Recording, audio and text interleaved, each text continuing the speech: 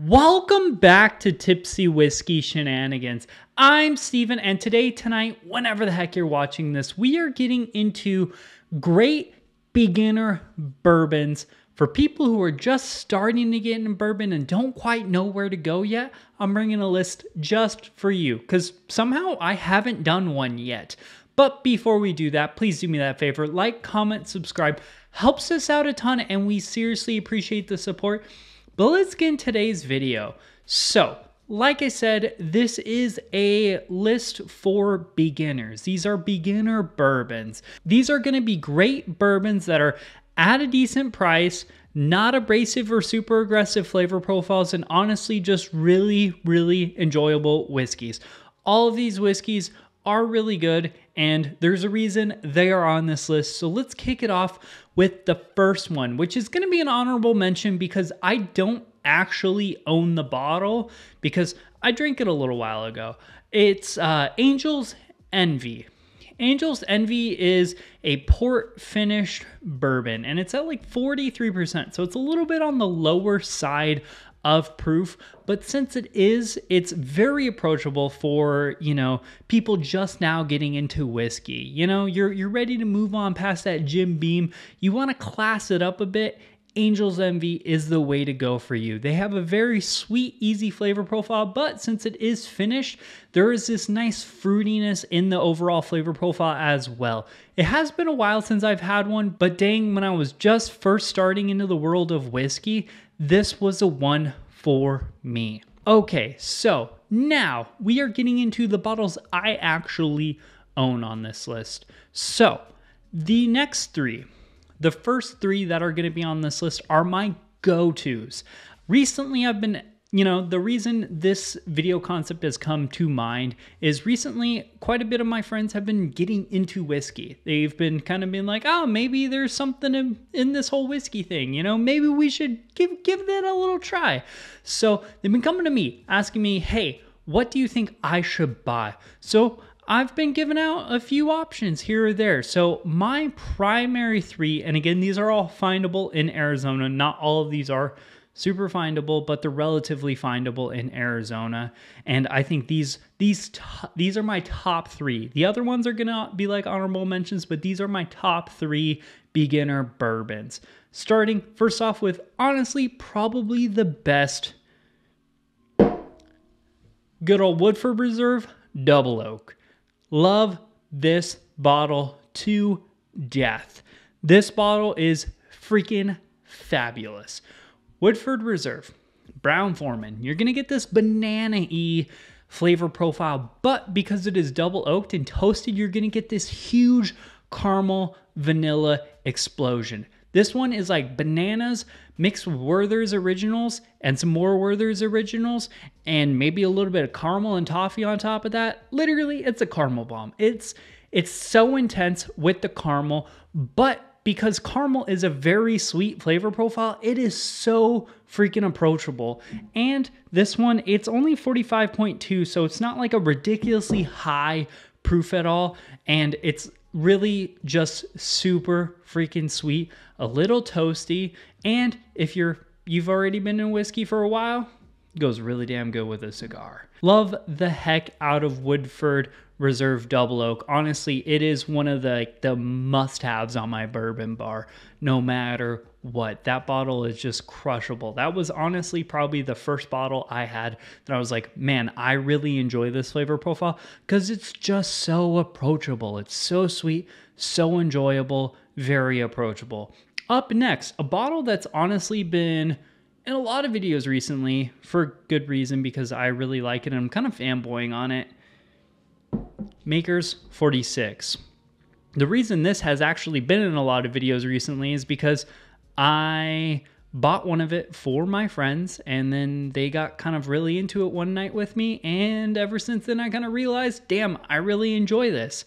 Maker's 46. Maker's Marks makes wheated bourbons. I'm not a huge fan of wheated bourbons, and I'm not a huge fan of the normal Maker's Mark, but the Maker's 46 is finished in French oak staves, and that adds this like pepperiness to the wheated bourbon. Wheated bourbons are softer flavor profiles. This one is a very balanced, soft flavor profile though. Because of the wheated in the bourbon mash bill, it is soft. It's super soft, but the French oak staves kind of brings a little bit of a spice, a little bit of punch into it. And that really balances out the flavor profile for me, making a very soft, but also a little bit of a spice in there to kind of like bring it around the corner and just make it a really enjoyable pour. Honestly, I have not found a single person who's relatively into bourbon who doesn't like that bottle or is like, oh, this pour's okay at minimum. I've never seen anyone hate it. That's honestly probably my go-to because it's only like 30 bucks in our area. It's easy as heck to find and like, man, just crushable. Freaking crushable. All these to me are crushable though. Like everything on this list, you might hear me just say, this is crushable because I could crush all of these.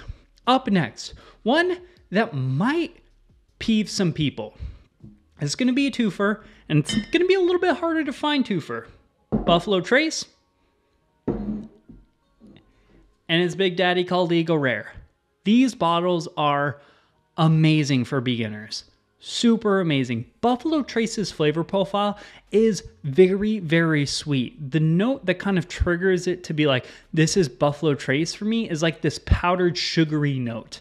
And I get it on this powdered sugar and green apples, a little bit of caramel and vanilla. This is like grape, oak, and powdered sugar to me. Love these two bottles. I personally think Eagle Rare is a better bottle because it's like the grown-up version of Buffalo Trace. It's 10 years old, where Buffalo Trace I think is like rumored to be around 6 to 8. They're roughly the same proof points, right? 45%. Yep, they're the same proof points, but because this one has a little bit more age in it, it has a little bit more dense, more richer, but like it also kind of smooths off some of that like youthy notes that you could get in the bourbon. So I think personally, Eagle Rare is a great beginner bourbon, followed by Buffalo Trace if you can't find Eagle Rare. That being said, you might not be able to find either of these. Honestly, when I've been like, hey, you should try those or you should go get those, I don't think I've found anyone who's been like, yeah, I was able to find them. I'm able to find them, but I also know where to look for them. So, that's, a little bit of an upside of having done it for so long. But this, every time I've poured it for someone, this and my previous bottle of Eagle Rare, all my beginner bourbon friends have enjoyed the heck out of it. Such a good bottle, such an enjoyable proof. And like, honestly, these are like 45% and they're like $30-$40 depending on where you find them. Like an Eagle Rare is like 40, a Buffalo Trace is like 25-30 bucks. Really, really budget minded as well. The nice thing about a lot of these beginner bourbons is you want the concept to be approachable. So it needs to be easy to find, not a super aggressive flavor profile. That's why I stay away from things like, Beam products as well as Heaven Hill products, even though I think Elijah Craig is a really good starter bourbon and it's kind of another honorable mention. It's a little on the nutty side compared to these ones, and I think it's a little bit abrasive of a flavor profile comparatively that doesn't go good for a lot of people. So these are a little bit approachable, a little bit easier to find, and I think overall these are great bourbons that will not only satisfy a beginner, but, someone who's been in the game for a while. I will drink any of these any day of the week. Then after that one that's pretty much located just on this side of the country because for some reason their distribution's not quite there, out of Las Vegas, Smoke Wagon. Smoke Wagon, which one is this? Straight bourbon whiskey. So this is just their 92.5 proof blend. So this is kind of their budget-ishier, more budget side. That's a real word. This is their more budgeted version of their Smoke Wagon MGP blends. This is truly enjoyable. There's nothing wrong, nothing offensive. It is literally down the home plate, low proof, basic, blended MGP. There's not much to be said about it because, again, it is just down the home plate, but it does make a really, really good beginner bourbon. Again, This, along with the Maker's 46, are two bottles that I've pulled out for friends that have literally almost been killed in one night. Like, look at this. Look at this. That was like one night plus a review, because I haven't drinking it since the review outside of that one night. So yeah. So that is my list of beginner bourbons. I think all of these do really well as beginner bourbons. I think these all will kind of satisfy a block in trying new whiskey, kind of seeing out what's out there, trying new things, enjoying them, and, you know, kind of gauging where you go. Like, if everything I brought up was way too sweet, maybe try Elijah Craig. Elijah Craig, maybe some Knob Creek, some Jim Beam type stuff. That might be more your wheelhouse, you know?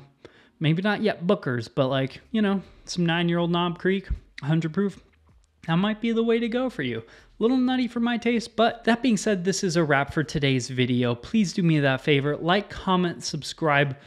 Helps us out a ton, and we seriously appreciate the support. Let us know down below what you thought about my video, as well as, you know, do you have any other beginner bourbons? I know there's so many other beginner bourbons. Like, everything is very much so kind of, you know, testing out theories, be like, oh, hey, I know you like that one, so try this one. And it's just like, basically at some point it becomes you're just throwing whiskey at your friend until one of them hits the wall using educated guessings.